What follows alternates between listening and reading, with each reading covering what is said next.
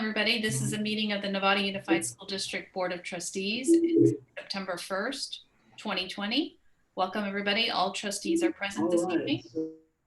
The board did meet in closed session this evening, and I'll have Trustee Aguila read out the closed session items. Good evening. The first item we discussed in closed session pursuant to Government Code 54957 and 54957.6, conference with labor negotiators, Jonathan Ferrer, Assistant Superintendent, Human Resources, Employee Organization, California School Employees Association. And the last item we discussed in closed, that was information only. And the last item we discussed in closed session pursuant to Government Code 54957 and 54957.6, conference with labor negotiators, Jonathan Ferrer, Assistant Superintendent, Human Resources, Employees Organization, Nevada Federation of Teachers. And that was also information only. Thank you. Okay. After all these years, I don't know why I forgot the Pledge of Allegiance. So let's start with that and then we'll continue on. So please rise for the Pledge of Allegiance.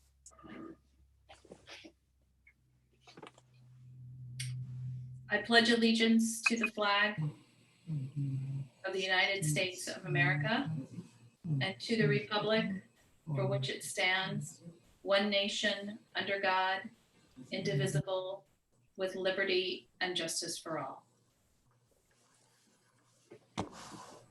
I know we were trying to get the flag up there and it was up there for a moment.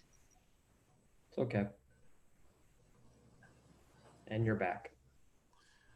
So guys, I just want to apologize for a couple rough spots around technology. You start to realize the critical role that every member of your team plays tonight. And we have one of our great team members is down for the count. And so we got another one of our brave team members filling in, and you know, we're doing a great job, but we might have a couple of hiccups through the night, but we will persevere. That's what 2020 is all about, is perseverance. Okay, so let's move on. Well, the next item is approving of our agenda this evening. There's no changes to the agenda. If I could get a motion. I'm prepared to move tonight's agenda. Okay, I'll Trustee second. Nell. Trustee Nell is the first and Trustee Aguila is the second. All those in favor to approve the agenda? Just make sure I can't see. Let me change my view. There we go. All right, 7-0. Thank you. And then consent items. We did not receive any public comment on our consent items. Is there any trustee that would like to pull a consent item? Okay, I am going to pull item 16G. I'm recusing myself from that item due to the location of where I live, and I've recused myself from the very beginning.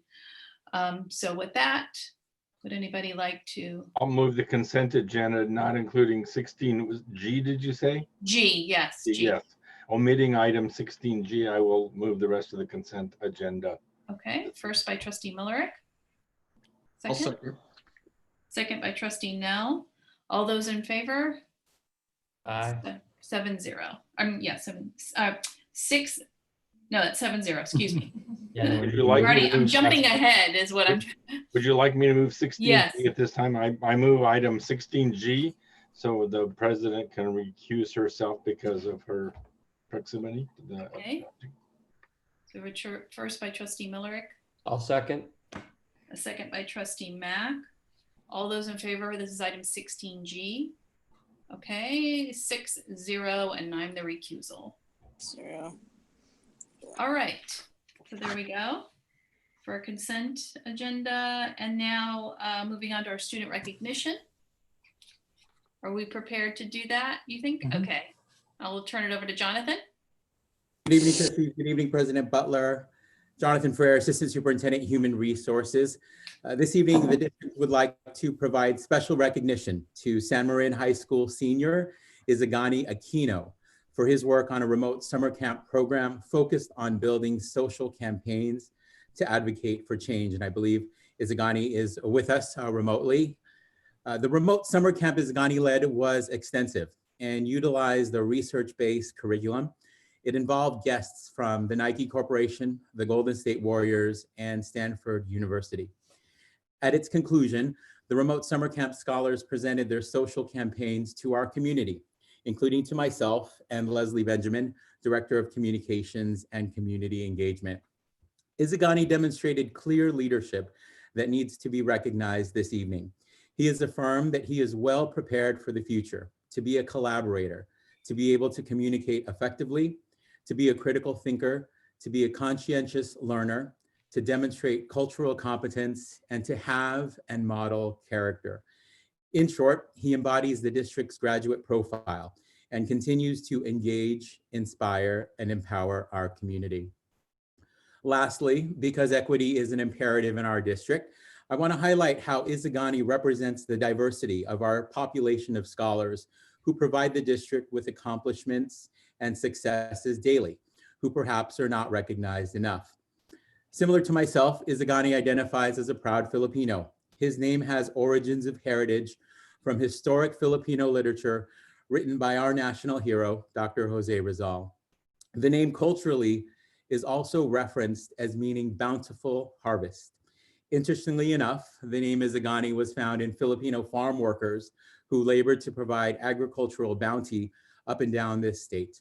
Their plight and demand for civil rights eventually become the primer to what later becomes the UFW, the United Farm Workers.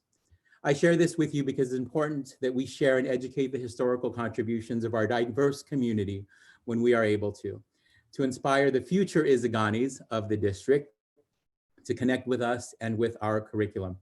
And so that one day we too can speak of the contributions to the world of our very own Izagani Aquino.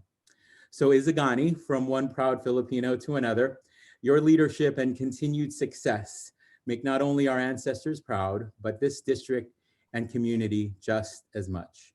Board of Trustees, I'm honored this evening to present to you for special recognition, San Marin High School scholar Izagani Aquino.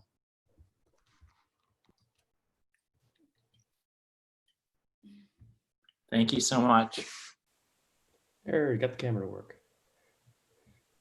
Izagani, would you like to share a few words? Yes, of course. So first and foremost, thank you so much for recognizing me at this board meeting. It truly means the world to me to see the work that I've been able to do. To know that doesn't go unnoticed means a lot. And especially considering the current climate that we are all in, it is very empowering to know that there are adults who are willing to recognize social change as it transpires. We often talk about, especially at school, how the youth are the future of tomorrow, but quite frankly, it's even more uplifting for me to see adults like yourselves that are willing to invest time into making sure that we are capable of creating such change. So first and foremost, thank you so much for allowing me to be here. Before I kind of start giving just really brief overview of what I did via my camp, I would be remiss to not at least acknowledge the other individuals that helped out with this. I'm not sure if any of you know, but the staff of my camp was comprised solely of high school and college age students, all of which either went to San Marin High School or are currently attending San Marin High School. So this is very much an NUSD thing, NUSD based, NUSD born and bred. So I think that's very cool, especially that we have a lot of graduated students helping out with that. Giving back to their community really means a lot to me. So in terms of what we were able to do for camp, I always wanted to run a summer camp at some point in my high school career, kind of be able to give back in certain ways. And being that COVID-19 kind of threw a wrench into a lot of people's plans, for lack of a better word, camp was kind of a huge part of that. Summer camp is a huge aspect of what people around here especially do throughout the summer. And now, because people aren't really able to go outside as much or meet with friends as often, there was truly a need to create some kind of environment where those kind of interpersonal connections could take place. And furthermore, from kind of an equity standpoint, there were options for online summer camps that I was able to see, but they tended to be very pricey. They were sometimes over $50 or $100, just to kind of throw it out there. Not cheap. And one of the big things with the NUSD, and a thing that's really big for me as well, is equity and making sure that certain opportunities are available to everyone. So that was a very big goal that I had, and my team kind of carried on whilst we were designing camp. So I recruited a team of 6 staffers based on individuals who I thought would do a very good job kind of running a camp setting. I always knew that I wanted camp to be very discussion based because I think that by almost employing a Socratic method where students are able to reach their own conclusions is a very strong way to teach information. And it's something that we all really enjoyed kind of working with while running camp. And in terms of subject matter of camp, kind of what the content revolved around, there was a huge emphasis on how can we address the social issues of today to the leaders of tomorrow. That's kind of a very simple way to put it. And the best way that we found to do that was not necessarily by telling students what to think, but rather how. And a good way to do that was by empowering them to have their voices heard on whatever issues they deemed important. So we had a very huge emphasis on creating a curriculum for camp that was geared towards that, specifically allowing for middle school age students to be able to kind of explore that avenue of things. So we already got that out of the way. We knew what we wanted to do, what we wanted to accomplish. So we went through a lot of planning, curriculum work, figuring out how we wanted to set up our lessons and put everything together. So we had multiple meetings where we talked about what we want to do each day throughout the week. And the way that it kind of panned out was that we decided it would be a good idea to tackle a different sort of facet of social change each day. So we went from everything from understanding audience and purpose to logo design of movements for social change. So kind of an art aspect there. So showing how social change is very much an all-encompassing sort of deal, and it is not restricted to just one area. So we were able to do that. And while we were putting together curriculum, we were able to reach out to Stanford University's design school. They're a world-renowned design school, and they're known specifically for promoting design, the design method of thinking, which is a specific way that you think about certain problems and what goals you want to accomplish and the steps that you can take to get there. So my team and I were able to meet with a guy named Ariel Raz, who teaches at Stanford's D School and is a faculty member at Stanford's D School. And we were able to kind of show him what we thought of our ideas for building a curriculum, things that could work online and things that might not be as successful. And he was able to give us some really good guidance in terms of how we could sort of flesh out that curriculum. So once we had that information, we continued to refine our curriculum, figure out, the finer points of what we wanted to do, create a minute by minute schedule of everything that was going to be taking place, budgeting in time for icebreakers and stuff like that, and putting together worksheets that the campers will fill out throughout camp. So that went by very quick, but it was very enjoyable. And suddenly we're at the week of camp. And how the week of camp worked was we had 9 campers and we split them into 3 groups of 3. And in each of those groups, they decided on a certain social movement that really resonated with them, or some kind of social issue that they felt extremely pressing. So for example, we had one group who was specifically interested in advocating for access to internet in Marin County, especially during COVID-19, where a lot of students don't have those resources to do so. So that was something that they were very interested in. And throughout the week, as we learned more about different aspects of social change, they kind of added on to that movement that they were creating throughout the week. So for example, on the day where we learned about understanding audience and purpose, which is essentially a roundabout way of saying the way that you would present information to, say, your parents is very different from how you'd present it to your peers. They were able to create targeted advertisements essentially for different demographics. And that was very interesting. And kind of another good example is that on our logo design day, each of the groups created a draft logo for the social movement that they wanted to create. So they did all of that throughout the week. And as Mr. Ferrer mentioned, on each day, we also had guest speakers come in to kind of provide their own expert insight onto certain issues. So on our day where we talked about audience and purpose, the global marketing director for Nike brand came into camp, talked about his experiences. We were able to talk to the social media manager for the Golden State Warriors. We were able to talk to one of the logo design companies that does work with the Olympics and Kraft mac and cheese, just to name two kind of interesting things there. We even had another logo design guy come in who his big deal is he did the entire rebrand for Chobani yogurt. So it was a lot of really interesting pieces there that students were able to kind of relate with on a different level. They were all able to plug that into the projects that they were kind of creating throughout the week, and that all culminated in a final presentation on Friday where they put together every aspect that they had been working on and presented it to the rest of camp and kind of provided ways that they might be able to grow their movement past just what they were able to accomplish over that week. So that's how camp itself went. And then my staffers and I are still keeping in very close contact with each other. We're currently actually putting together a post-camp report of what we did and what took place.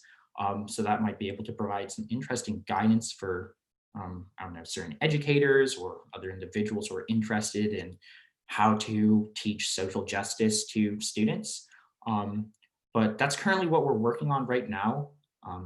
Camp has been one of the most fulfilling and rewarding experiences I've ever been a part of. And again, it means a lot to me that you're all able to recognize the work that myself and my team were able to do. So thank you so much. And that's kind of my bit on that. And I'll take any questions. Yeah, Trustee Cooper, do you have a question? Yeah, I just wanted to more than anything say congratulations. We're so proud of you. Just to get up in front of the seven of us and everybody in the district. And great work. I'm proud of you. I just kind of want to know, what are your plans for the future? I'm not 100% sure yet. I kind of have a lot of different interests, which I think sort of goes with the fact that I go to San Marin, where we are fortunate enough to be able to have a lot of different extracurricular activities and such around us at all times, such as the STEM program and mock trial. Just two things on total opposite sides of the spectrum, but being able to kind of blend them in an interesting way. If I had to give you kind of an answer right now onto what I might be interested in, I'm potentially interested in majoring in economics on a pre-law track, then possibly going into law or going into a business field while also parlaying that law experience, because I think that could be very impactful. But more specifically, I'm keenly interested in sort of the area of social entrepreneurship and how the kind of business methodology and business practices can be used to foster social change, similar to some of the work that we are trying to do with camp. So that's kind of what I'm interested in doing. But I guess on a broader level, sort of mostly important to me that whatever I end up doing, I'm able to, first of all, enjoy, and second of all, be able to help as many people as I possibly can. So whatever that may be, I can guarantee you that I'm going to try as hard as I can to make sure it falls kind of within that scope. Well, I appreciate that, and best of luck in the future, and I know you're going to be successful. Thank you so much. Trustee Mack? Great stuff, Izagani. I'm really impressed by the breadth of what you're putting forward. This is more of a college junior approach than a high school. I'm sorry, I'm assuming what grade you are, but I won't do that. But tell me, in terms of getting participants, how did you do it? How many participants did you get? How did that work out? So getting participants was actually one of the most difficult aspects of camp. I actually joked to my parents once while I was planning camp and they're asking me, how's it going? And I said, one of the most difficult things that's been happening so far is the fact that we have all the curriculum set and all the staffers, but we don't have campers yet. So just to kind of provide a little anecdote there of how challenging it was to get campers. Welcome to marketing. Yep, that was definitely difficult. I was able to get a decent amount of, able to get a decent portion of campers by reaching out to some of the avid teachers within the NUSD who were able to provide some recommendations and send kids my way. I'm also in a Boy Scout troop. This also happened to actually double as my Eagle project. So I was able to get kind of a twofer on that one, but I was able to recruit some students who I thought were particularly fit for camp through scouting. And I was also able to put out information on Novato in the Know, which is just an excellent place to really get people on board. So those are like the three primary ways that I was able to do my recruiting. Like I said, it was a lot more difficult to do that than I had initially expected. But in the future, if I'm fortunate enough to be able to run a similar camp again, which I'm extremely interested in doing, that's definitely something that I'll put a lot more thought to and a lot more planning to in that department. But on that note, though, I wouldn't say that we didn't get enough kids to attend camp. I think that, quite frankly, 9 was just the right amount. Because we were able to have a good, essentially, student to teacher ratio the entire time. And since the kids were in smaller groups, they were more receptive to, I guess, sharing more personal thoughts or ideas on a wealth of issues. So quite frankly, the 9 actually worked out extremely well. Got it. Well, as far as econ goes, totally endorse that. That's my background as well, and it's a very, very versatile degree. So, good idea. Yes. Good job. Thank you. Thank you. All right. Thank you very much, Izagani, for joining us this evening. I saw your post on Nextdoor over the summer, and I was intrigued immediately. I thought that was so interesting what you did, and now that I've heard more about it, very interesting. So thank you for presenting this evening.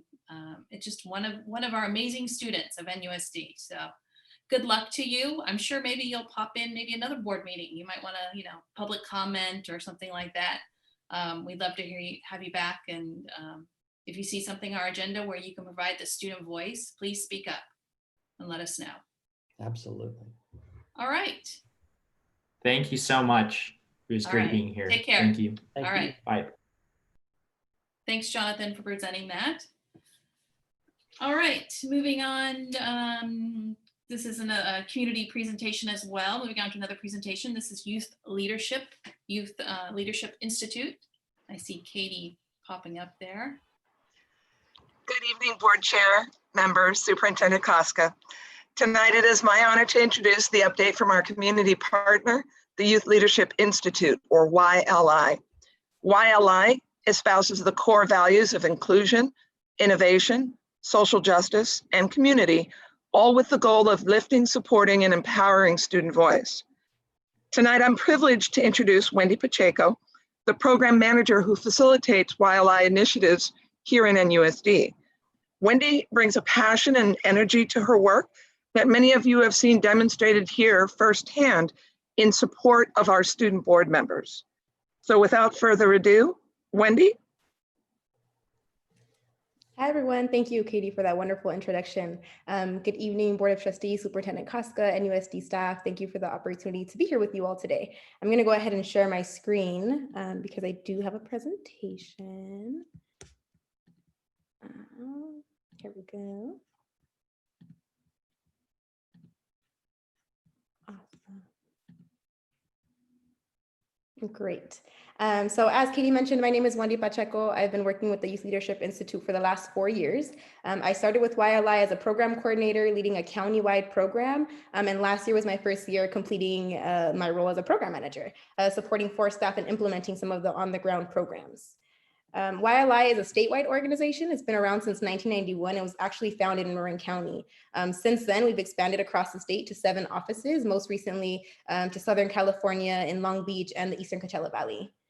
A lot of the programs that we focus on vary across issues, but the common thread across the state is substance prevention use. And so we partner very closely with the Friday Night Live partnership, which is a focus on making sure that young folks understand the impacts of alcohol, tobacco, and other drugs. Specifically as it relates to alcohol and vaping in the last few years. Our vision is that youth are leading and creating equitable communities. And as Izagani said earlier, through his own work, we're seeing that young people are on the forefront of creating and leading equitable communities. And our role is really to support young people in that. We see that youth and adults creating partnerships together in a mutually respectful way is going to be the answer to the community issues that we see. Some of the strategies that we implement in our work are, I'm going to focus on the first 3 because I know there's a list here. But the first 3 that are really key are environmental prevention, youth adult partnerships, and youth action research. And so environmental prevention is really using a strategy that teaches young folks the various factors that impact an individual's choice. Those factors are media, access, policy, and social norms. And so when we're looking at issues and young people are identifying issues that are really important to them that they see are impacting their community, we look at it through that lens, right? What is the media telling us about this issue? What is the access that young people have to alcohol, tobacco, or other drugs, or in that particular issue that we're focusing on? What are the policies around this particular issue? And what are the social norms around this issue? And that really gets young people to see that while they do have their individual choices, there is a lot that impacts the environment they grow up in and the decisions that they make, and the conditions that are created in their communities. The second strategy that we utilize is youth adult partnerships. So that's really the fundamental core value that we hold at YLI, is that youth can lead this on their own and adults can lead this on their own. But the way that we're going to get to an equitable community in which all people are served, are healthy, safe, and happy is when we do it together. That young people have an experience that we might not have anymore as folks that are frequenting their schools, that are in the various aspects of their community. You know, as adults, we move into the professional world. And this is something that I'm learning as I'm transitioning into my career, is that we get into the professional world and sometimes we're far removed of what happens in the day-to-day lives of young people. And we do come with the experience when we're moving into our professional careers. And so when we bring those 2 things together, we're creating the environment for young folks to be on the forefront of creating solutions for the issues that they identify in their communities. The third thing is youth action research. And so while there's a lot of data that exists out there, one of the ways that we do ask young people to engage in these issues is to look at data that already exists. But the other part of our program is really giving young people the skills to lead these research processes on their own. And so sometimes that looks like young people creating surveys. So they're the ones that are framing the issue, creating the questions, reaching out to their peers to ensure that their peers are filling out these surveys and getting that information so that really it is a youth-led process. Other forms of research have looked like, we've done, why am I blanking on the word? We've done focus groups. I'm sorry, I'm blanking on the word, but we've done focus groups before. So one of the issues that we focused on, I want to say 2 to 3 years ago, was housing. And one of the things that we realized is that there aren't a lot of spaces in which adults are creating space for young people to talk about their issues with housing. And so young people said, okay, if we're not being asked by adults, then we should ask each other. And then we should elevate that information to adults that are on the forefront of creating policies around housing. And so we were able to host focus groups at Hamilton Middle School. And we learned a lot about the ways that young people are experiencing housing insecurity and housing instability. And we were able to partner with the county to then go to the Board of Supervisors and advocate for housing policies that were making sure that people had access to mandatory mediation and that there was just cause for evictions. And so those are some of the ways that we really empower young people to not only lead change on their school campuses, but also to elevate that into a community-wide level. The last three things on this list are coalition building. So we really try to encourage young people to understand that in a community change process, there are different players that are going to help move this process forward, whether that's teachers, whether that's parents, whether that's other students. So really focusing on the fact that our community has everything that we need in terms of resource through people, through money, and that how do we bring that together and then have a conversation collectively with everyone's expertise in the room.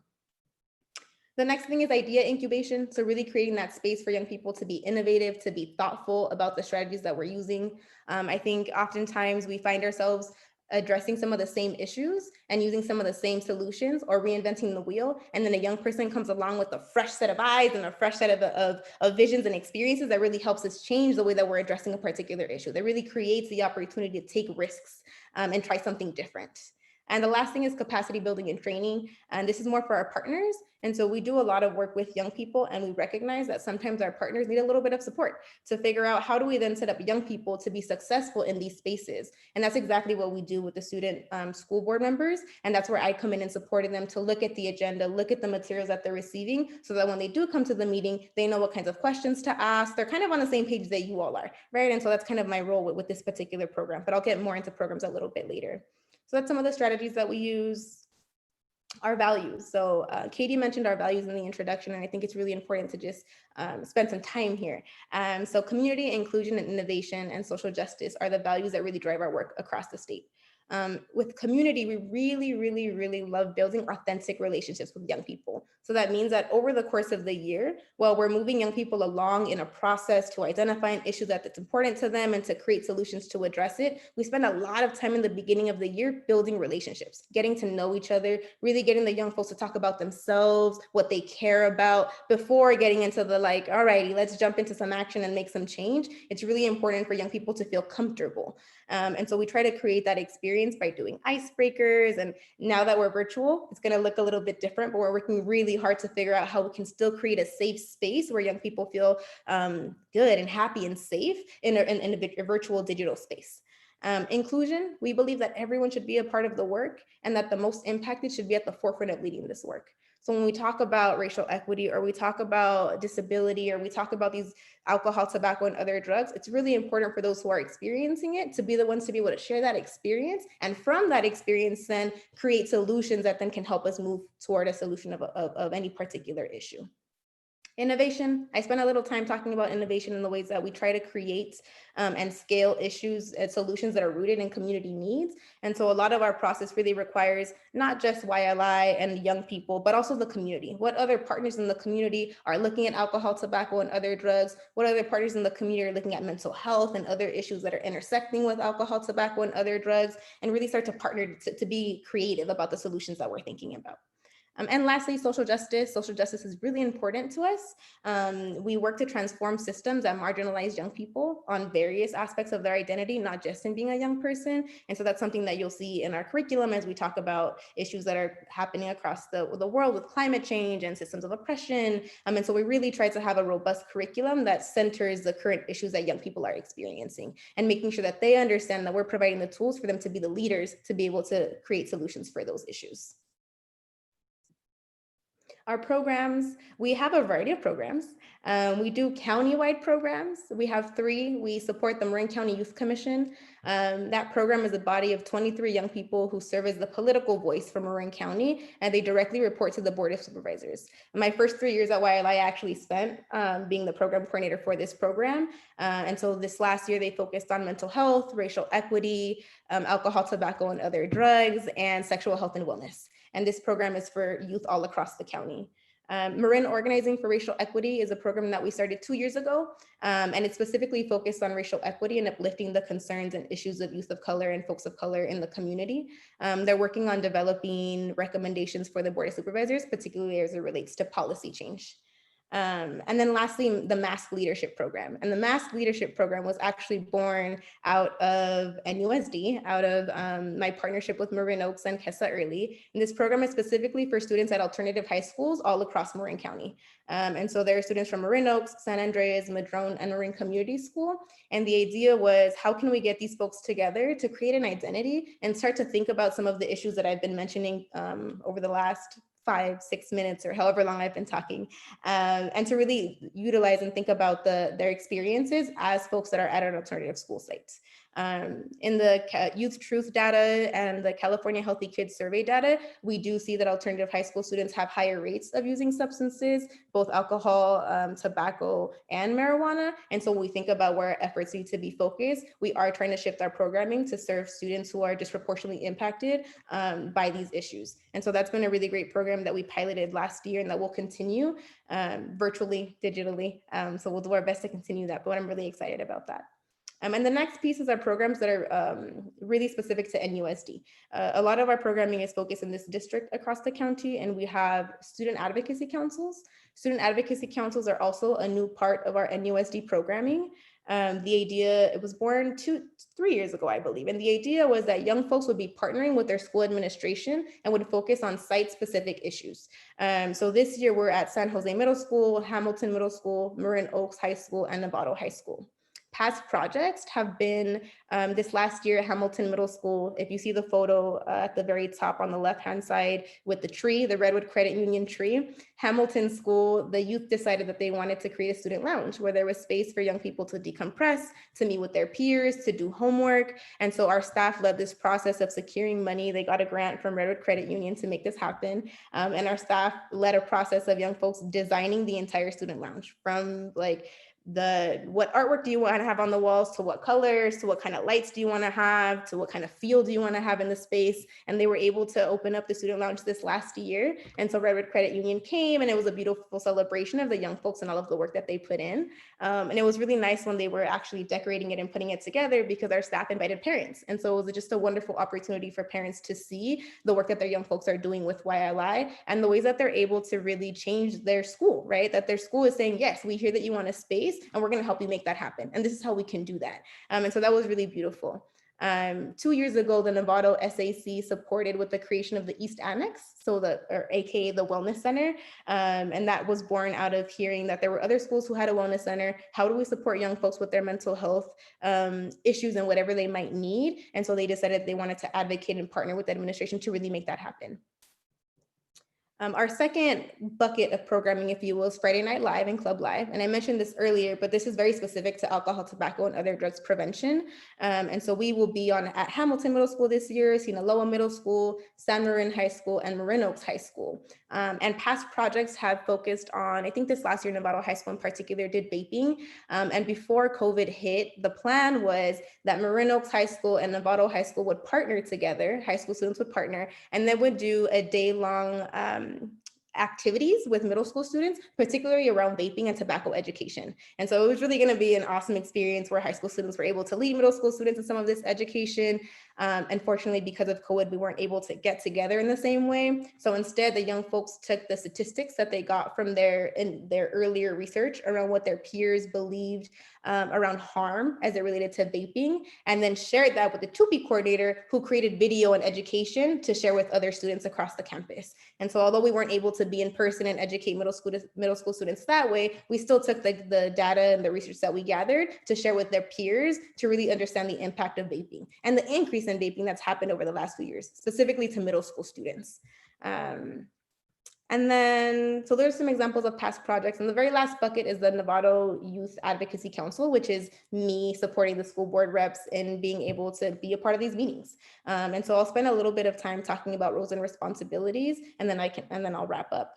But this year, or last year was my first year supporting the school board members, and it was a really great experience. I think it was my first year getting my feet wet in the district and just really seeing how everything operates. Last year, we were not able to have something like this where I was able to meet you all and really get a sense of who you all are and to share the work that we do and for you all to meet me. And so I'm glad that at the beginning of the year, we have an opportunity to see each other and to kind of share the work that we're doing. But this year, I do expect that young people will be at all of the meetings. If they're not able to make a meeting, that they can reach out to me or Ellen to let us know. They will be participating in the SAC, so the Student Advocacy Council at their school. And the idea is that they can then hear on the ground what their peers are saying to be able to uplift those concerns in these district meetings. They will also be interacting with other student groups on campus, whether that's SOAR or ASB. The idea is to remain connected to student groups who can then, again, elevate any, not just issues, but positive things that are happening across the campus that we want the district to know about and celebrate. We also want the Novato Youth Student Board trustees to lead the process and some data analysis. So we get I don't know what the Youth Truth data situation will look like this year, but I know that when we get any results or data, right, the district looks at it, and we do have an opportunity for young folks to look at it and for young folks to really put a narrative to those numbers. You know, we look at these numbers and we say 21% of 7th graders are vaping. What does that really mean though? What is the material experience of young people, and how do we elevate that as well alongside the numbers? And so that's really what we hope the student board members can do. We also expect that they participate in any district-wide meetings that you all have, in which you want some of that youth experience and you want youth inputs. And then lastly, really participating in any other opportunities that come up, such as JLAC. So I know last year I had a chance to join you all in the Joint Legislative Action Committee with DJ. And so my hope is that if we're not able to do something like that in person, that we're still doing some advocacy work and that the young folks can participate in that. And then here is a photo of our staff. So I wanted to include a photo of our staff just in the event that if you see any of these folks on your campus, you say hello and know that they're YLI staff.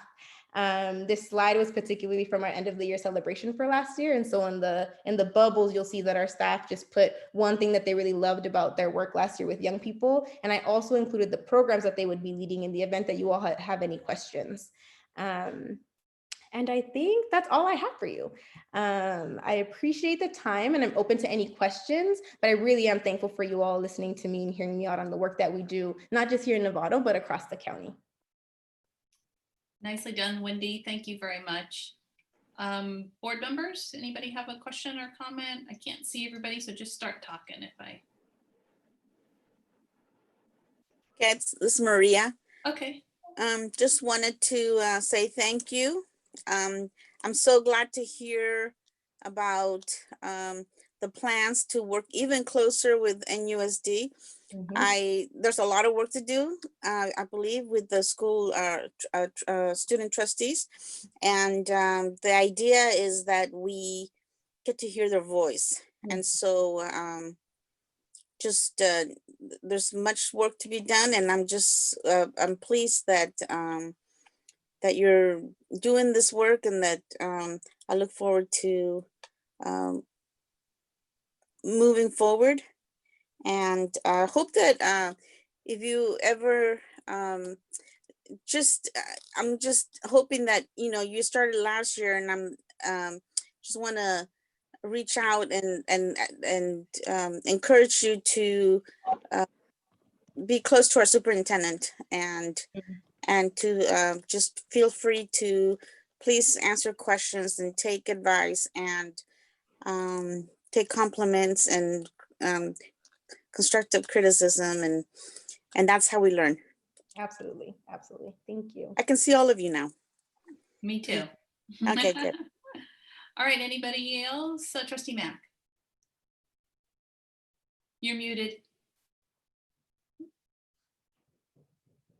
It's because you muted me, but I think I was making noise. Sorry about that. Thanks, Wendy, and thanks, Katie, as well. Great presentation, and I think your time is very important to us, especially now. It's a different world, not just because of COVID, but of course because of the equity issues that are long overdue, and we're finally getting a hold of them. We're trying to. So really looking forward to working with you guys going forward to involve our kids in these discussions. We need to empower them to do it, and I think you guys are great for doing it. So let's get those trustees involved, but also let's get the kids talking, get more projects. Let's go. I'm all in. Yep. All right. Anybody else? I don't see anybody. Great. All right. Thanks, Wendy, very much. I know we're gonna have our student board members starting at our next meeting, I believe. And I'm glad you're continuing. I'm glad you're the same person, you know, for this year as last year. That helps the continuity. And we have some returning student board members. That helps too. It'll be much, you know, you learned from last year, and it's going to be great. You know, things will progress a little bit better, I think, this year. So, all right. Thank you for your time. Thank you for the partnership. Thank you. To it. Thanks. Thank you, Wendy. All right. Announcements from board members. We're at that point. Trustee Miller, any announcements? None at this point. I'm glad we got school started. I'm interested to hear our superintendent's report. Okay. Trustee Nell? No announcements tonight, so thank you. Trustee Gasson? I just want to say thank you to the teachers and staff. My kids are having fun playing an instrument in one room and doing yoga in the other while they yell at me to be quiet and not move so that nobody can see me. So thank you to everybody who's working really hard to make that happen for our kids. Trustee Mack? No announcements, but I just want to say thank you as well. I know this is hard for everybody, including staff, teachers, everybody, and parents and students. So thank you, everybody, for working so hard. Trustee Cooper? Yes, this past week, thank you, also agreed. This past week, I was able to pop into 3 back-to-school events, one at Linwood, Rancho, and San Ramon. Just completely impressed with what the teachers are doing under the circumstances. You know, one that stands out was exceptional at San Ramon, and was just went over her expectations, the district's expectations, and just kind of laid a great foundation for a successful start of the year anyway. So thank you. Trustee Aguila? You're muted. Okay. Wanted to, as much as I want school to start in person as soon as possible, I just I want to encourage more patience. And I think that's the key word, patience. And so Saying it. till we get back to school ASAP. Thanks. Yeah. My announcements, I as well did some back to school nights. I was able to zoom in on a few of those and listen to the principal's presentation and listen to some teachers, and they're doing amazing work, as everybody has said. I was able to listen to Hamilton, Pleasant Valley, San Ramon, and San Jose. I also, San Jose, Debbie Richardson over there, the principal, is doing these morning announcements every single day, and they're amazing. I mean, it's a great way for our students to start their day.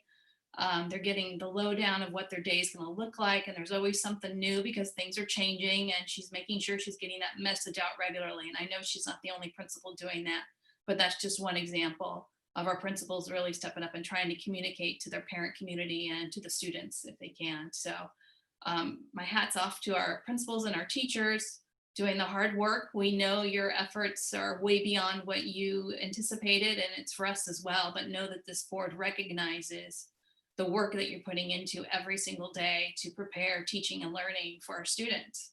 That's our number one customer is our student, and we have to make sure they're getting their needs and they're at the proper education that we put out here in Nevada Unified. So great effort on the back to school nights. Our principals, again, were talking the culture of caring, culture of excellence, culture of competence.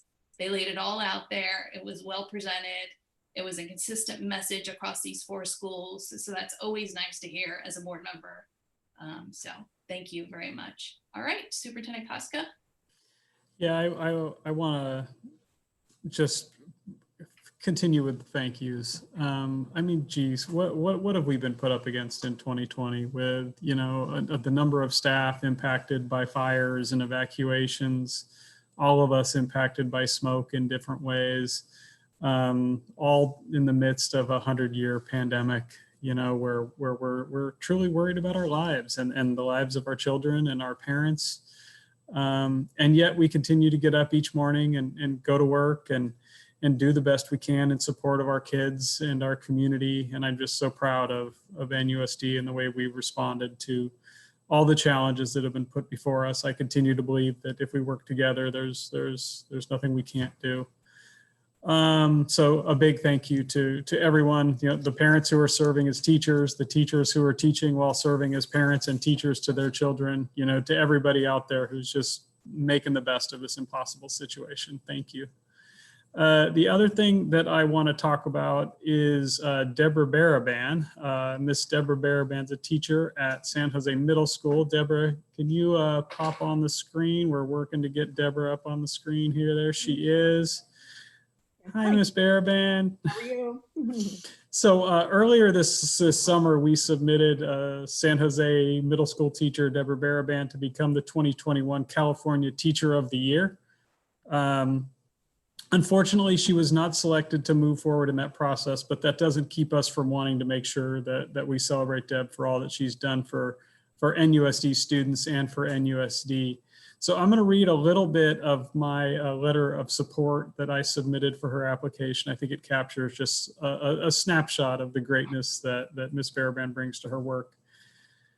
Ms. Baraban has worked with NUSD since 2005, started as a teacher at Pleasant Valley, and then moved over to San Jose Middle School. She stands out in multiple ways, an exemplary leader who steps up in whatever way she can to support her students, her fellow teachers, and her school, has a tremendous moral compass when it comes to equity. And I love that when I hear that a teacher was at Pleasant Valley and moved to San Jose Middle School. That says, I just want to teach kids. Right. I don't care where they come from. I don't care what their background is. I'm a teacher. As a teacher, Ms. Baraban effortlessly uses technology throughout her lessons. She embraces project-based learning, essential standards, and performance-based education. She adapts her lessons to meet the needs of her students, focusing on their strengths and assets. She forges strong relationships based on high expectations and mutual respect. She transitioned easily from elementary school with high SES, high socioeconomic status students, where she taught all subject areas, to middle school, where the average student was living in poverty, and she made this transition with ease and grace. As a leader, Ms. Baraban has served as the co-site director of our AIM High Summer School program. She's been praised for her work and her deep commitment to AIM High, the kids, and the innovative model that they have. The executive director for AIM High recently wrote to me that he believed it is fair to say that AIM High Nevada would not have happened without Ms. Baraban. She's an innovative, compassionate teacher and AIM High leader. She believes deeply in creating opportunities for kids with limited opportunities and unlimited potential. AIM High Nevada is one of our strongest campuses, and this is largely due to Deborah's leadership and vision. Beyond AIM High, Ms. Baraban is a member of NUSD's instructional leadership team, her school site department chair, and the administrative designee when her principal is off campus. Ms. Baraban's commitment to equity is apparent in her efforts with AIM High, AVID, high-level English language development instruction she provides, and GATE. Additionally, she supports NUSD's efforts to meet the needs of all students through involvement in district-wide committees like the Report Card Committee and different curriculum committees. Outside of her work with NUSD, she's been very involved in her community as a volunteer, supporting Marin School for the Arts Boosters, Nevada Youth Soccer, and Nevada South Little League. Ms. Baraban is a great asset to our NUSD community. She's a dynamic teacher, leader, and ally for equity. Ms. Baraban was incredibly worthy of this nomination for 2021 California Teacher of the Year. And for what it's worth, I think they made a really bad decision. Clearly. So Deb, I just want to thank you so much for all you do for our kids. And I know that none of us do it for the recognition and the awards and the accolades, but just know that if anybody is deserving of it, you certainly are. And we just thank you so much for all you do for our kids. Thank you. I really appreciate it. Honestly, zero expectation for any of this. So I feel really honored to be recognized by Nevada Unified School District. And I will promise to keep my my comments here very brief, but I am really considering this my Oscar or Grammy moment. Probably my only one. So I do really want to thank some people who have really helped my development over these last 15, now going on 16 years. I really have to start with all of my principals. I've had several principals, and they have all contributed to my growth in some way. And I think that's just really important. I think you learn from different people in your life, and I've really been fortunate to have experienced a lot of different principals that have great things to offer. I also really want to make a very specific thank you to Joan Fellers. Joan is a retired teacher, and I know you know her well, Ross. She's a retired teacher. She was my mentor teacher when I started out at Pleasant Valley. I continue to collaborate with her now. She helps me with lesson planning. She comes and volunteers in my classroom. I'm right now thinking of ways for her to come into my Zooms to help in my classrooms right now. So I really want to give a huge shout out to Joan. I don't think I would be in teaching if it weren't for her. I also, again, I want to thank the Aim High community. I've learned a lot just in the last 2 years with Aim High. This summer in particular, I felt like I was able to really grow and develop my online teaching skills. So I was really excited to do that. And then also, you know, the parents of the countless students that I've had over the years have been super supportive, have asked great questions. And it's been a real pleasure teaching their kids. The students themselves, of course, even the most challenging students, I learn from them. So I really appreciate them a lot. And then finally, I really just want to thank my own personal family, my husband, Scott, and then my 3 Nevada Unified School District educated children, Brennan, Aiden, and Naomi. So I really just want to thank them for allowing me to sometimes completely ignore them in my lessons. Anyway, that's it. I just want to say thank you so much. I really appreciate it. It means a lot. Thank you, Deborah. Thank you for everything. Thank you. Congratulations. Thanks a lot, Debbie. Yeah. Thanks, Deb. Woo. Yeah. Good stuff. Take care. Congratulations very much. That's great. Thank you. Thank you, Ross. All right, we will continue on with our meeting. We had a lot of exciting presentations there. It just shows the great work that's happening here in Nevada Unified. It's a great way to start our meeting. But now we'll get into our non-agenda public comment. We do have a few public comments, and I'll turn it over to Ellen, and she's going to read them for us. Thank you. The first one is from Alika Seville. Subject: request for update on how many students are still in need of iPads to engage in remote learning. I would greatly appreciate it if the board could please provide all parents with an update on how NUSD is working to ensure that all of our students can engage in remote learning. I realize that iPads are on back order because there is a high demand throughout the state. However, I am unclear why this issue wasn't addressed in time for each and every student to be able to begin the school year with their peers and their new teachers. While there has been uncertainty in past months about how we would open in the fall, for example, remotely or in person, we have long known that some sort of remote learning was highly likely and that each student would need a device to ensure that they could participate in remote learning. I am especially concerned about our new TK and kindergarten students who would not have gotten a device last spring and may still not have a device now and therefore cannot participate in remote learning with their classes. Remote learning is incredibly challenging, and I am disappointed that we have added an additional burden on these students in denying them the ability to engage with their new teachers and classmates from day one. I appreciate all that the district and our schools have done to try to remedy the situation. I hope that this issue has been addressed and all of our NUSD students now have access to an iPad. However, if this is not the case, I would appreciate an update on 1, how many students are still not able to engage in remote learning because they do not have access to an iPad, and 2, what is the plan and timeline to ensure that every student can participate in remote learning as soon as possible? Thank you. This next one is from Gisela Guillen. Subject is please restart in-person school. Please restart safe in-person school. We applied for our 4th grader and freshman in high school. Zoom keeps kicking the kids out of meetings. My kids are needing valuable and life-saving teaching in school. They also need socialization. By this point, can teachers have masks and PPE and plexiglass, etc., to be safe? And the final one is from Robert Nemirovsky. Subject is mask enforcement for on-site learning. A key safety issue when our kids return to the classroom in person will be the consistent and correct use of face masks by students and teachers. The district needs to make it explicit the details of proper mask selection and use, as well as the plan for teachers and school staff to monitor and enforce the students' correct mask use.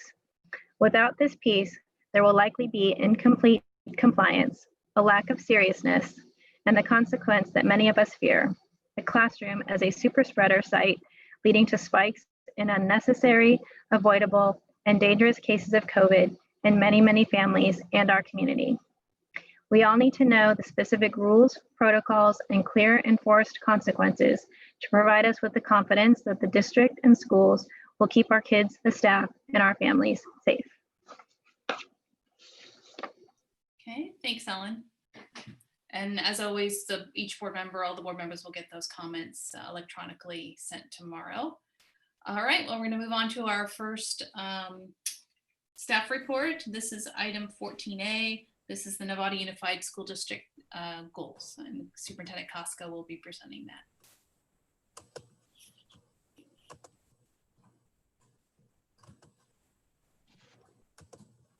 I will.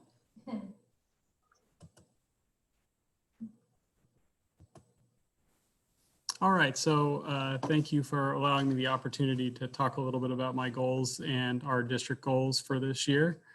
I want to say that we work really hard to be very transparent about the things that we're working towards and how we pull our goals and making sure that the board has opportunities to see them well in advance. And so I want to say that the cornerstone of all of our academic instructional district goals all come from the Every Door Open document that's been approved by our trustees over time. This is a multi-year plan to help us achieve our academic goals, to do things like to reduce or eliminate the achievement gap between our typically high-performing students and our typically underperforming students. And this is mostly aligned with our three goals around the culture of caring, culture of competence, and culture of excellence. But we do have 5 goals for this year, and we're going to walk through each of those now. So again, we have the 3 key instructional goals of culture of caring, which is around building relationships. Culture of competence is what supports do we put in place to make sure we're supporting all of our kids no matter where they are, whether they're facing some challenges in a certain area or they're excelling in a certain area. And then our culture of excellence is just how we make sure that every student is finding academic excellence over the course of their time with NUSD. So a little more detail. When we talk about culture of caring, we're talking about fostering positive relationships and engagement. We're talking about making sure that our schools are safe and inclusive, that we have restorative practices in place, that our campuses are well maintained. A big issue that we're dealing with even prior to COVID, but that is more impactful, is the mental health challenges that our students and our communities are facing during these difficult times. Actually, we're going to hear at our next board meeting from BACR, which is one of our organizations that provides counseling supports to our students. But in the culture of caring, we need to make sure that we're following best practices around mental health, making sure that we have behavioral support systems in place. That's the restorative justice practices, that we're engaging our parents and supporting our parents, that there are supports in place for our staff. That even in this time of COVID, we make sure that we're maintaining staff recognitions like with Mrs. Baraban, but also other awards and traditions, like we did our best to do with graduations last year. So we're going to achieve this by making sure that we're addressing the physical and psychological safety for all of our students and staff, by prioritizing our efforts to address the social and emotional learning and mental behavioral health needs, making sure that we're meeting physical, that's kind of redundant, ensuring that our policies and solutions are culturally sensitive and ensure equity and access for all of our students. Again, with cultural competence, we're talking about just ensuring that every student has the supports that they need when they need them.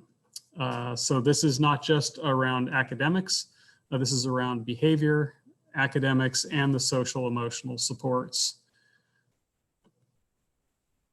We're going to achieve this by, the key thing is that over the last several years, we've been growing the expertise among our team members, whether it be our school psychologists, our counselors, our teachers, our administrators. We're continuing to rely more and more greatly upon the expertise we've grown here versus expertise from hiring folks on the outside. Continuing to provide high quality professional development for our staff to build their skill set in this area. Making sure that we're configuring our schools and our students and our teachers' roles in a way that best allows us to find success. Make sure that the teachers with that deep subject area and instructional expertise who excel at forging real connections are the ones that are working closely with our students.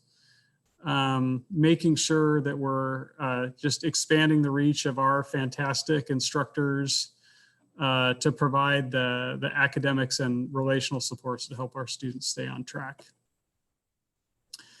With culture of caring, we're going to make sure that we're allowing students to demonstrate their mastery of the outcomes that we find most essential for them to learn, including the skills, the abilities, and knowledge to be successful in college, career, and life.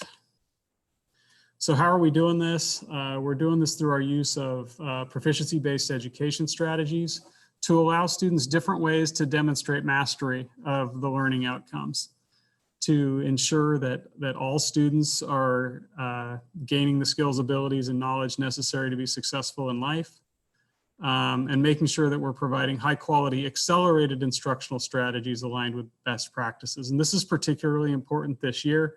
We know that with our shift to really crisis education in March, we've created some learning gaps. And so making sure that we're using all the tools we have available to us to accelerate learning this fall is critically important. So we need to make sure that our curriculum selections that we use moving forward and our instructional delivery models are helping us to achieve these goals. We need to ensure that the way that we're assessing students and the policies that we have in place are aligned with us achieving these goals. We need to make sure that we're providing high quality services to all of our special populations, including special education, socioeconomically disadvantaged students, English learners, homeless and foster youth. We need to make sure, we know we're using a lot of technology. We need to make sure, as one of our parents points out just a few minutes ago, that all of our students have access to instructional technology. And sadly, that isn't the case right now, but we're working diligently to address that concern. And then we also need to make sure that we're finding other opportunities for students to expand their learning opportunities. So I said we had 5 goals. The first 3 are those key instructional academic goals of culture of caring, competence, and excellence. One goal that we have outside of the instructional realm is fostering trust. And I gotta say that without a doubt, the COVID-19 pandemic and the year 2020 in general have presented our community with challenges that we haven't seen before. People are under a lot of stress. And trust is even more important during those difficult times. But I want to acknowledge that this isn't a new thing. If you go back and you look at our polling numbers from past partial tax elections, past bond elections, we have data around questions like that get to trust. How much do you trust NUSD to accomplish particular things, to spend money well, to educate your children? And we've seen a slight erosion of those numbers over time. And as I said, after the failure of Measure A, we need to address those challenges. It's, like I said, it's even more important for us to foster trust during these stressful times, like we're dealing with right now, when so much is beyond our control and we're dealing with so much uncertainty, so much stress, so much loss, and these feelings of powerlessness. We can't control the smoke, we can't control the pandemic, we can't control whether school's open or not, we can't control whether or not we can go to a restaurant or the gym or all those things. So much is beyond our control. So in order for us to foster trust, we need to make sure that we're improving our communications, our outreach, and our stakeholder engagement. We need to ensure that student, staff, and community members remain informed and involved and are supported. And some of the ways that we can do that is developing activities that engage our stakeholders, that ensure that our communications are effective, and then that we're creating other key systems and supports to help us achieve this goal. And finally, as we discussed, 2020 presented us with many challenges. And while we gained some fiscal relief due to some one-time federal dollars, we anticipate challenging fiscal times on the horizon. I do appreciate everything that the state and the federal government have done fiscally to help us get through this year without having to make massive cuts that we anticipated we were going to make. I think that as one of the trustees shared with me earlier today, we are the largest employer in the city of Novato. A lot of the dollars that go out in pay to our employees come back to the city of Novato. We're also probably the only employer that did not reduce compensation or employees during this time. And so, I think it's important to note that we really appreciate that our state and federal officials stepped up for us. But we also know that there are challenging fiscal times on the horizon. And so there's some commitments that we need to make as a staff here with NUSD. We need to be committed to making recommendations to the board about those hard decisions that we need to achieve in order to be fiscally responsible. We've done that the last few years. Over the last 2 years, we've cut to $4 million from our budget. We've had essentially a balanced budget in the 18-19 school year and the 19-20 school year. We're on pace to have a balanced budget for the 2021 school year. And we need to get into the habits that allow us to continue that streak. We're on a good roll. We need to keep it going. So we need to build our current and future budgets so that we ensure that they remain in balance. We need to continue to explore opportunities to expand our revenue sources. We can't rely entirely on new revenue sources, but if we can find them, more power to us. It means that there's less that we need to cut. We need to develop a community-based budget balancing process for the 2021-2022 school year. And then finally, we will need to bring a long-term reserve policy to the board, and you'll be hearing more about that in the next couple of board meetings. So those are our 5 key goal areas. Again, the 3 academic goals are taken from our Every Doors Open document that's been approved by our board. You can, for those that are out there watching this online, or will watch it in the recorded version, you can find that on our website. You can also find it linked to this agenda on the website. So, and now I'd like to open it up to any questions, and I will stop screen sharing so I can see your lovely faces. Okay, board members, questions? Trustee Gasson.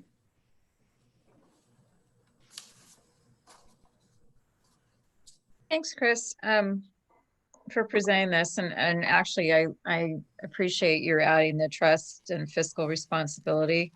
I know that those are 2 things that we've been talking a lot about. So, recognizing some of these things that we're going to have in addition to all our other challenges this year with COVID, and probably the fiscal piece is going to be really impacted by that even further as we go forward. I guess the one question I have, it was easier for me to see actual, like on the fiscal slide, the actual concrete things that, we either do them or don't, balanced budget, that's pretty self-explanatory. A long-term reserve policy, there was like tangible things that we're going to check off the list. I just struggle a little bit with how do we determine success with these other things. And I know they're sort of general, the culture of caring. And so if I was to look is it to summarize what's in here, and so that I see that there's certain task lists and things like that in this document that I could then say that's what rolls into those slides? Yeah, great question. So this is, that's I can't remember exactly. I can't remember if that's a 70-page document or something like that. but in there it says what we will accomplish in the 2021 school year. And so that's really how we should be measured, is there are very concrete things laid out in that Every Door's Open plan. It says what we were going to do in 1920, what we're going to do in 2021, and then even moving forward. And so that's the document that should be used to help us determine whether or not we achieved our goals or not, more specifically, more concretely. Okay, so when it comes back, and I don't remember what happened the last year. I'm still learning all the different things that we do annually, but I would assume we come back at some point and then we'll look at this document and say, these are the things that we did. Again, the financial piece is easier because we either balance the budget or we don't, or we have a policy or we don't, you know. It is and it isn't, because it's easier because it is more black and white, but it's also harder because, if we get a mid-year change, and the governor says mid-year that they're going to cut $3 million from our budget, it gets harder.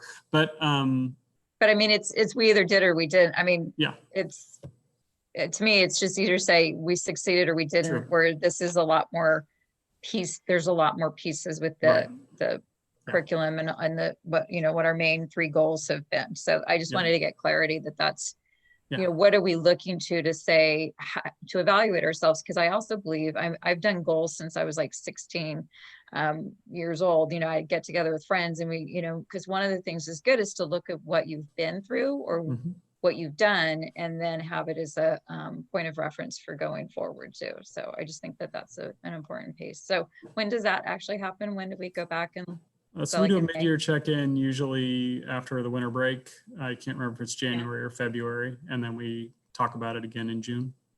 Okay, perfect. Well, thank you. Yep, you're welcome. Yeah, Chris will usually present something at the end of like in June or May of the wrapping up of the goals. This is what happened, and I think speaking to a little bit of Diane, typically we have some sort of metrics, and it's just hard this year to have any sort of actual metric that we can rely on with everything kind of being suspended in regards to student assessments and things like that. So that's what I tend to always look for. Where's the number that kind of tells me we've improved or not improved? And remember that in my evaluation, which we don't typically talk about publicly, but I'm not opposed to sharing a couple of things. We do have some metrics in there around student suspensions and reclassification of English learners. And so we do have some concrete things in there that are easy to measure, whether we accomplished it or not. Trustee Miller? Chris, thanks for the conversation. This is a unique year. Every other year we've said, okay, here's where we are, and here's our go forward achievement things that we need to get done. And sometimes we had good goals and sometimes we had mediocre goals. Sometimes we achieved them. Sometimes we came close. We didn't get what we want. I think this year is very different than every other year. To me, the issue for this year is not how well our very best achievement can be, but to make sure that for the students that are least supported and the families that are least supported and the teachers that are least supported, we make sure and we bring them all along. The challenges that we're facing in terms of COVID, in terms of not being able to physically go to school, if you live in a small space and you're cramped already, some families depend on the fact that the kids can get out of the house just to have more space so that they can stay emotionally healthy, the kids and the parents. And we're losing in our community, we are losing that opportunity. And we're going to see, as enthusiastic as every teacher is today and every student is today, here we are 10 days into the program. It's 180 days of school before this year is over. My concern is that we have a plan that pays and measures attention to the people who are at the back of the pack this year, not at the front, and that we manage to control long-term risk. And in my mind, long-term risk is on 2 accounts. One is fiscal. If we spend money we don't have, we got to solve that problem next year. So I am very thankful that the superintendent has laid out for us, a plan for us to do trustee-like things and make sure that we are fiscally solvent as we go through this. But I'm just as concerned that we have the support structure in place so that we don't end up with 10% of our students learning nothing this year because they fell off and nobody noticed. I think there'll be parents at home who will do extra home study, they'll get a tutor. The kids that are in families that are well situated in terms of available time and space and money are going to get through this without a train wreck. I'm concerned that there's 10% of the kids that none of that exists. And we're going to basically, they'll be in a position a year from now where they lost a whole year, not just in terms of academics, but a whole year in terms of growing up, and a whole year in terms of socialization, and a whole year in believing that Novato as a community is a good and healthy place for them to live. So I like our planning. I think the issues you brought forward, Chris, are the important ones. I would like to tune it up as we go forward to make sure we have plans that are looking out for the students who for some reason got missed. Because I mean, my wife was a cheerleading coach. And there's, you know, they had great squads and they did wonderful things. But I know for a fact, because I heard the stories, some of those young women were living on somebody else's sofa. They were basically homeless. And the structure of the school carried them forward, and they got to have a great experience in the Novato public schools. They had a train wreck at home, and school stood in for that exercise. And I know we don't have that structure in place right now that we had then. And I'm concerned that we, in our planning, look for those cases where students need extra support, and we do that. Yeah. So there's, so I do want to say the presentation. Yeah, thanks, Trustee Miller. I do want to say that we do have some of those systems in place, that our teachers have been given some additional responsibility to make sure they're checking in with those students who aren't showing up, and we continue to have our partners with groups like BACR to provide the counseling to the families who continue to need those supports. It does look different, and it is going to be one of those things. It's going to be a work in progress. You know, we're going to refine those practices through the year, but just know we are looking out for those families now, and we'll get better at it over the course of the year. And nationally, we're seeing homicide rates going up. I mean, so that's not Novato, but this is not something unique to us. We just need to be unique in that we are addressing it aggressively and proactively, not going, oh, gee, we didn't think about it. We need to think about it now. Agreed. Yeah. Trustee Mack? Thank you. Thanks, Chris. I really appreciate you adding those 2 extra goals, especially the trust one. You kind of articulated something that I think we're all aware of, and making it a goal is important, not just to us, but to the community, so that we could all start resolving that and working together. So thank you for doing that. Appreciate it. I think it says a lot that you came up with that. So thank you. I want to touch on what Ross is talking about. I completely agree with what he says. And I'd just like to add another dimension to it, if you will, in that while we certainly need to worry about really even more worry about the kids that might get left behind. I totally understand and agree with that. And that's where our focus needs to be on. But another dimension of that whole concern is we need to focus on those kids that are in those transitions between 5th and 6th, between 8th and 9th, and then those kids that are trying to figure out how they're going to go to college. That's all of the kids in those age groups. This year, these 2 years, hopefully not 3, are going to be really focused on those areas. I mean, right now, if I had a freshman rising to a sophomore, yeah, it's not great, but at least, I'm not trying to apply for colleges. Or if going from, elementary to middle, at least I'm not trying to navigate 6 different classes for the first time ever. So I think we need to Ross's point, absolutely focus on the kids that need the most help, but I think those kids need help too. We need to kind of focus on those areas as well. And last but not least, and I focus on this a lot, but it's extremely important to our older kids as extracurriculars. There are none. They're gone. Yeah. And this goes to Ross's example of the student sleeping on the couch. That happens just about every single extracurricular program. There is a coach out there who's doing something for a kid. There is or in the music programs or in the drama programs where they go beyond.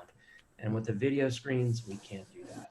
So, and I know you know that, but I'm kind of making a speech. I always do, but I just want to make that clear that, you know, we have big challenges in front of us. Yeah. So, and I appreciate you bringing up those transition kids. And I know that you and I both have a transition kid. Yes. We both had a kid who had right next door. Yeah. And you know, we've seen it play out at home, and we know how hard it is for our kids. And Diane doesn't yet have the kid who had to deal with the college application process through COVID-19 and the grades and all that stuff. And you and I both did.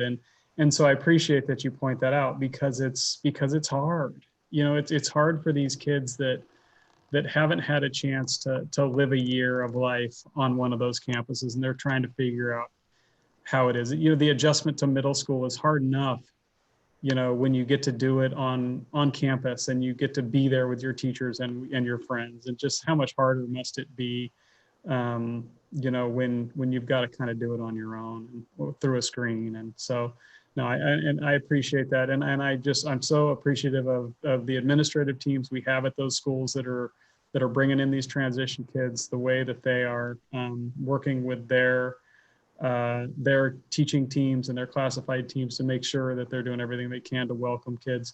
Yeah, and actually at next board meeting, we're going to hear about a San Marin High School student who created a virtual San Marin High School through Fortnite, so that the freshmen at San Marin High School could get a tour of the campus through Fortnite. We're going to hear from that student next board meeting as we continue to celebrate some of these great things that our kids are achieving. So know there are people out there working hard, you know, and know that we know that it's not just start the school year strong. We got to finish the school year strong. So, yeah. Fortnite or Minecraft? Minecraft. Sorry. Man, you're showing your age. You know what? I if it comes to video games, I kind of lost my edge at Pong. So, you know, that says something to you. So Minecraft. Thank you, Yancey Hawkins. I got a shout out to the text message from Yancey Hawkins. Trustee Gasson. Oh, I just forgot. You made me laugh so hard. I just forgot what I was going to say. I think it was just, and Trustee Mack was spot on. I'm watching, you know, my littlest is in 6th grade this year, and she's fortunate. She's got an 8th grade sister who, you know, of course they're sisters, they don't want to talk to each other, but it is hard. And, you know, you're at that point, you're supposed to be kind of more independent and everything, and recognizing all of those, you know, jump ups into, you know, going on to high school and stuff like that. I know at some point, and I'm hopeful maybe we can get there, that the kids in those grades, we can have the opportunity to have them on campus, or even kindergartners going and meeting a teacher. And I know, you know, for at least in Loa, they did a great video of the teachers that 6th graders typically have. They did a little blurb just so that they had their face and said something about themselves, and that went out over the summer, and I just think it was great and very appreciative. And I know San Jose Middle School did something too, so I know we're all getting creative, but remembering that it's a hard school year to begin with, but when you're with a whole bunch of new kids that at a different place with different, it's just even more. You don't have that Miss Heslip or Miss Okay that you see all the time, or, you know, or at your school, you've got these, you know, new teachers and, you know, all these kids that, you know, one of my kids got put in a class, she didn't know a single person, which made it even harder. So I think that's great that we're focusing on that too. All right, I'm going to wrap this item up. And as we said earlier, that Superintendent Costco will do a check-in with him in mid-year, and then at the end of the year, we'll bring something as a staff report just to show how we did. So, all right, thank you very much. Moving on to item 14B. This is the summer 2020 supplemental program update. We usually get this at the start of the next school year. Hi, Jen. Hi, how are you? Thank you Good. for having me here. I am excited to be able to share what summer looked like in this very unique year. So I just want to take a few minutes to go over what we did end up coming out with. As you guys know, our summer programs needed to look a little bit different in this world of remote learning. And we were still able to find ways to serve our students while differently, but in the same programs as we would have before, with some alternatives and some partnerships in our community. So I'm very appreciative for all of those leaders who took these programs on, and all of our community partners that worked with us to make sure that these possibilities were still out there for our students. So summer programs 2020. And let me share my screen. I think I can do that. Perfect. Are you guys seeing that? Bright and sunny. All right.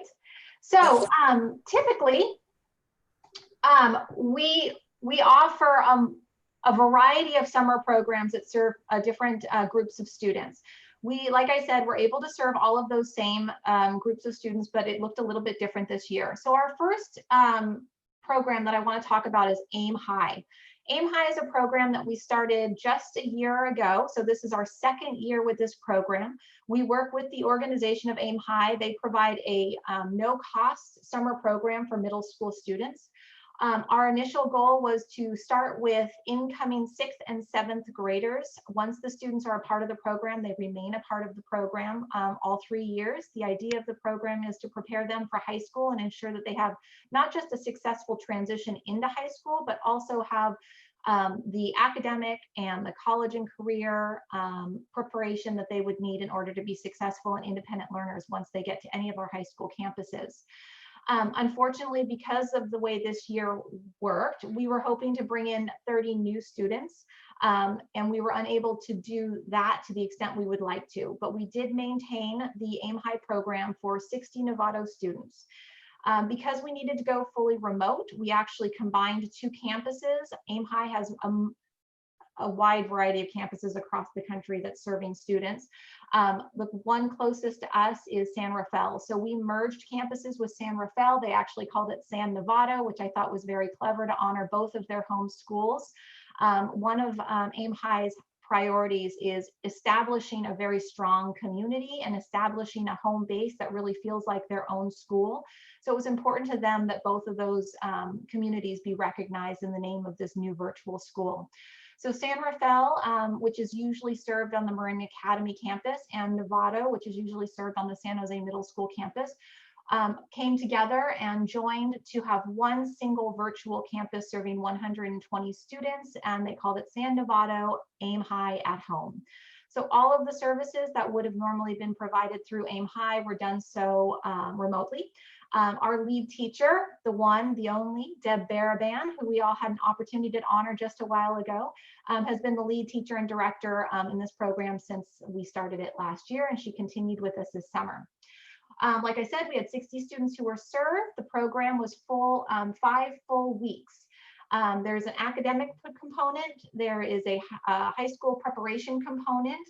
And then you can also see that in the afternoons, they provide all kinds of extracurricular opportunities. These were done virtually this year. So there were a variety of clubs, fitness, family challenges, career talks, a lot of really engaging and high interest areas for the students to participate after their academic day was done.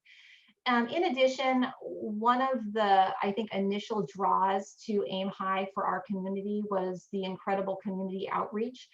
Aim High does a great job of bringing not just the students together, but building community with the families as well. And so they continue to do that, as you can see, with family challenges, orientations, weekly emails and newsletters to the families to make sure that everyone feels connected and is aware of what's happening at the camp. Next, we combine 2 of our usual annual programs. We usually offer Camp University for our younger English language learner students, and we offer our Newcomer Academy for our upper grade English language learner students. Because we are going to be using the same program for all levels, And because we were going to be using a remote platform, we combined this into one English Language Learner Academy.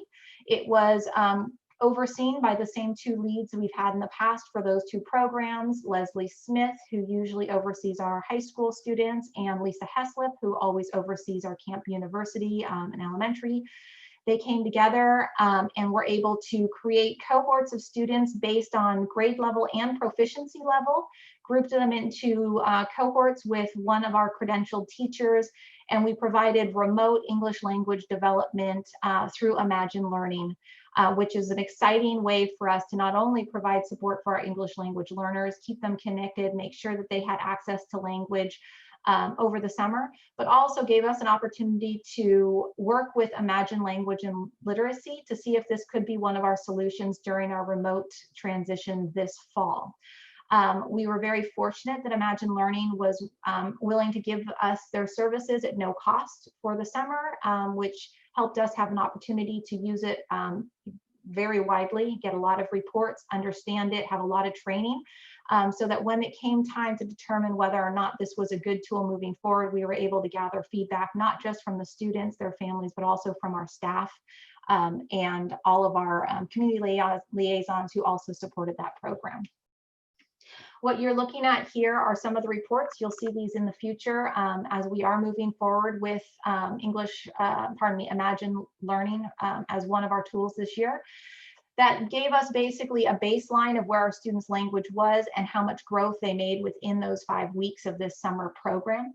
One of the things that you can see is we go TK through 4th grade. We'll be getting data for the upper grades in the near future.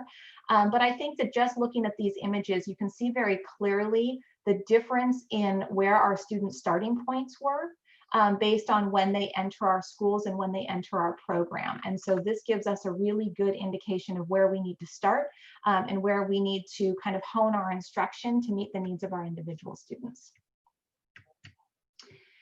Last but not least, our high school credit recovery. We always offer 3 credit recovery options. The first is our seniors. So any seniors that were 10 credits or less shy of graduation come to a district office hosted credit recovery summer school.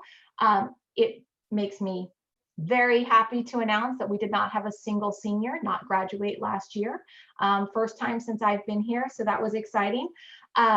We did have some students who were in the lower high school grades who needed credit recovery. We had 60 students who took advantage of this opportunity at Novato High School, 65 students over at San Marin High School.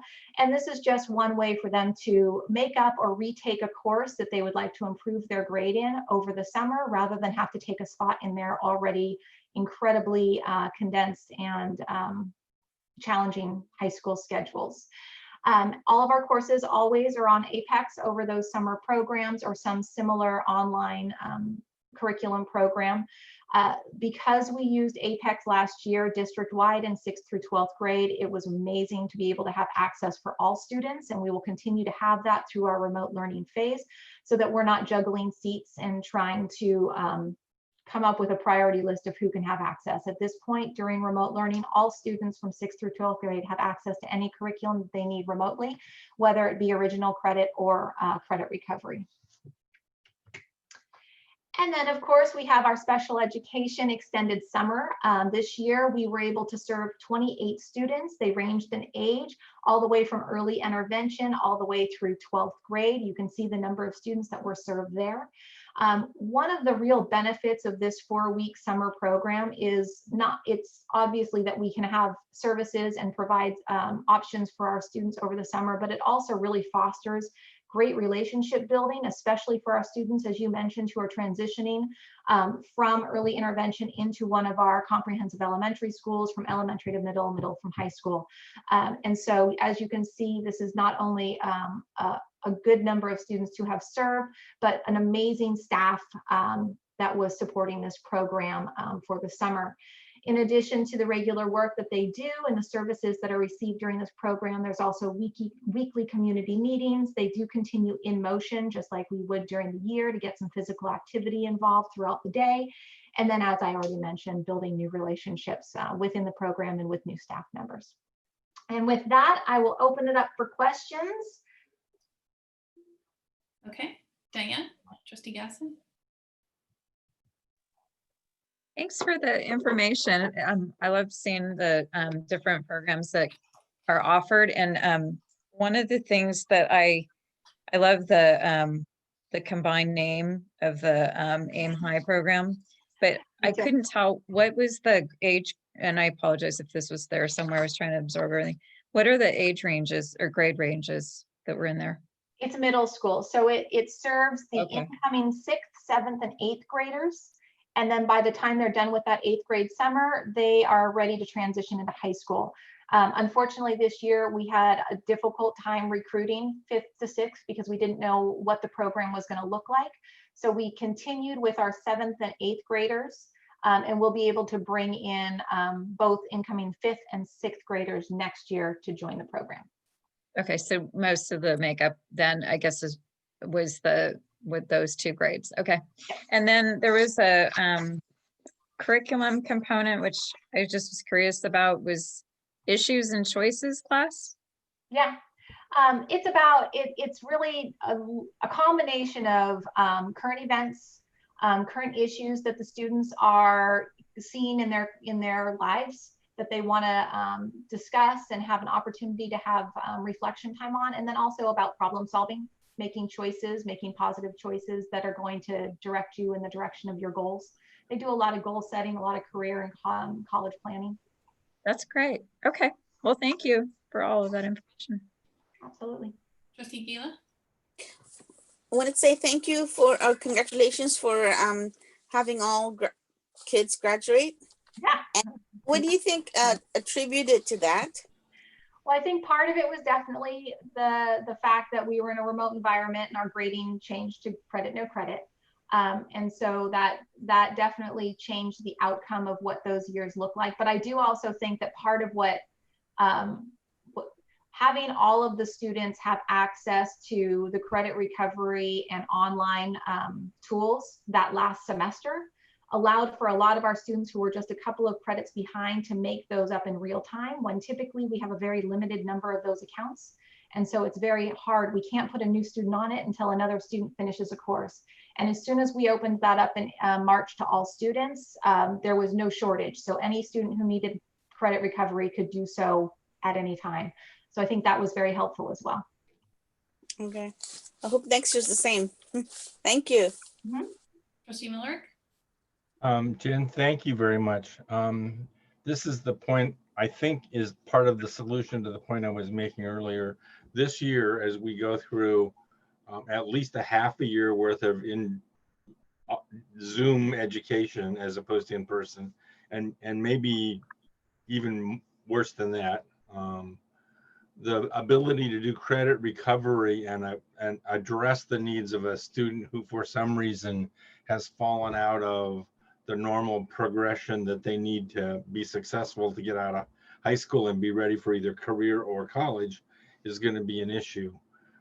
So I'm thrilled to see that you've got the framework in place. I am concerned that we make sure that the quality of the credit recovery programs are, we're monitoring them closely to make sure we're not just checking a box, but we're making sure the student is ready for the next phase of their life. If it's a middle school going to high school, 9th grade going to 10th, or senior going out looking for a community college or career opportunity, that we're doing that. So I express my concern about that we monitor quality, and I congratulate you on having the framework in place to be able to support the students.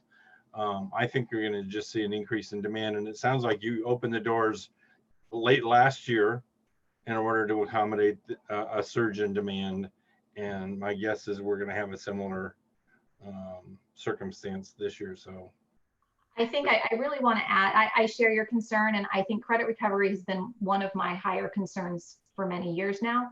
I do want to commend that. I believe that it was the teachers the teachers were delivering that credit recovery, which is a different system than the kids being on there and just going through it on their own, which often can happen. So I do want to just mention that it is having the tools, but it's also having it open to not just only every student, but every teacher. So there's an awareness of what's in there, and the teachers are able to vet that material and determine what's really high quality, worth giving, and what's not.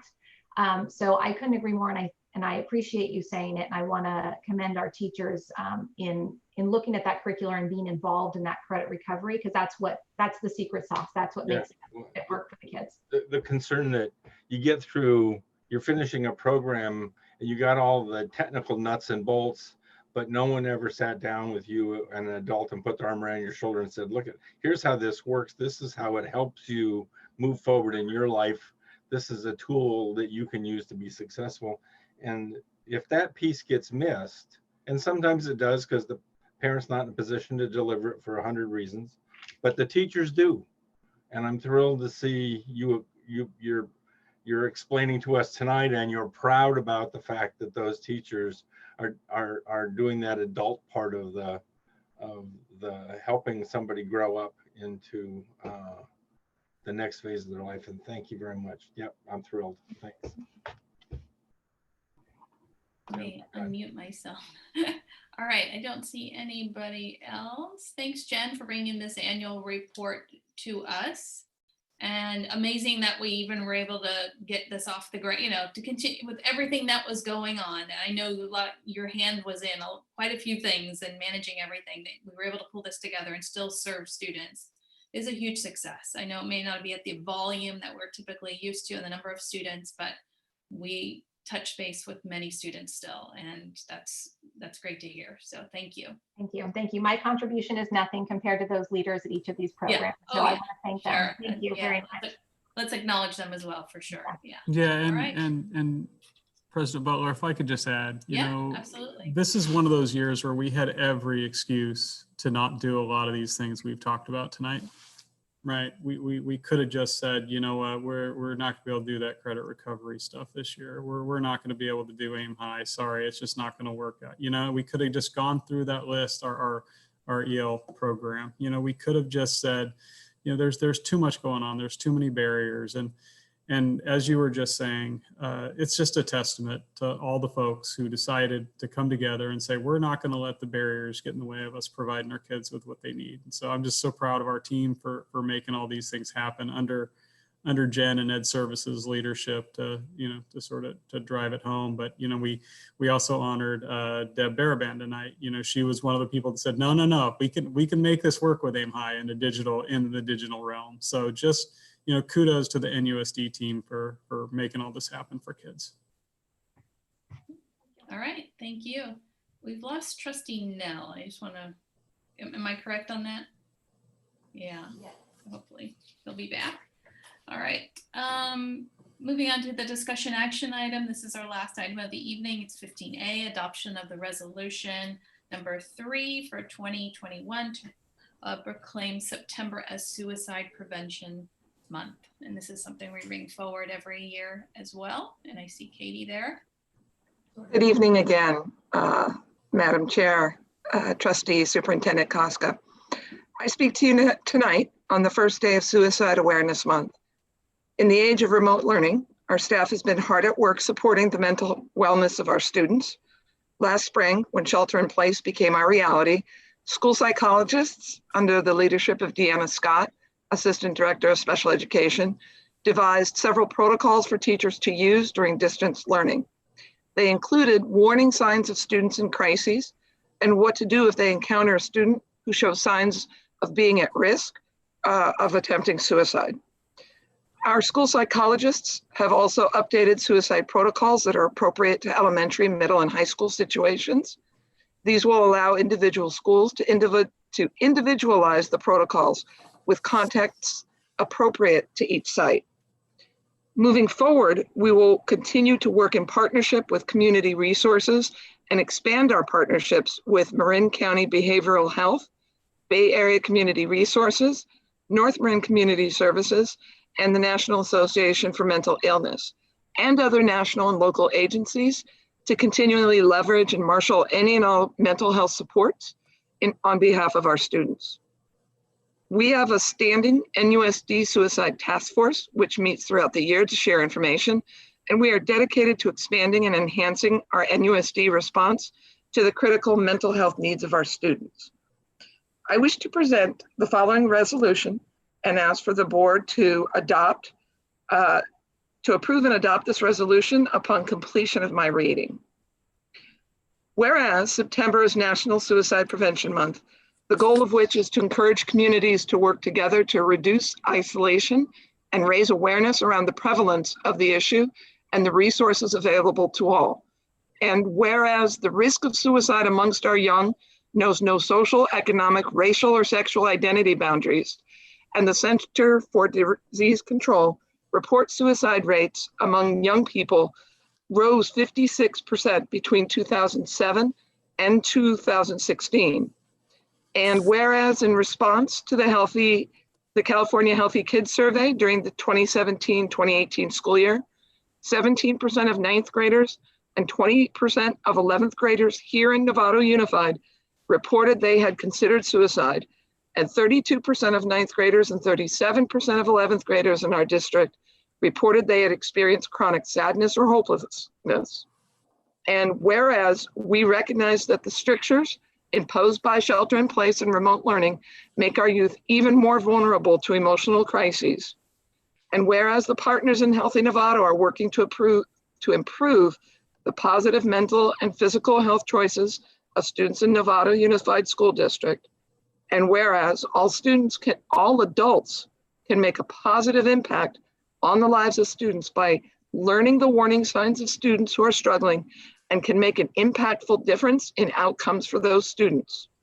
Now, therefore, be it resolved that the Novato Unified School District supports efforts to call attention to the issue of suicide amongst young people and encourages teachers, administrators, school staff, parents, youth, and district partners to support efforts to educate everyone on preventative measures that can save lives and allow all students to feel safe, valued, and supported.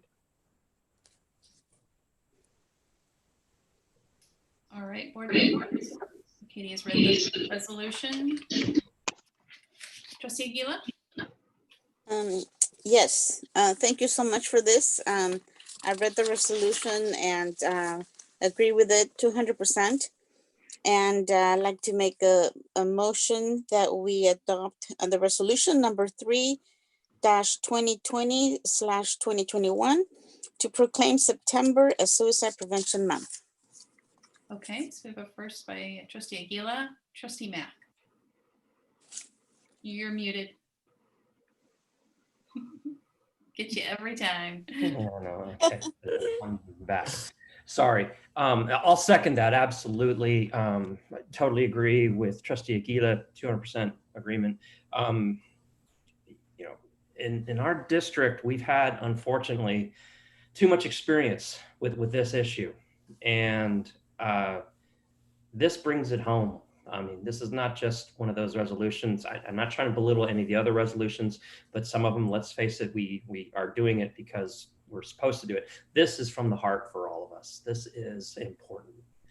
And I really want to make sure that not just approve this, but what can we do to make sure that our students know that we approve it. And I know, Katie, you're doing this every single day, but if there's any way that we can help by getting this out to the kids to let them know we care, something like that.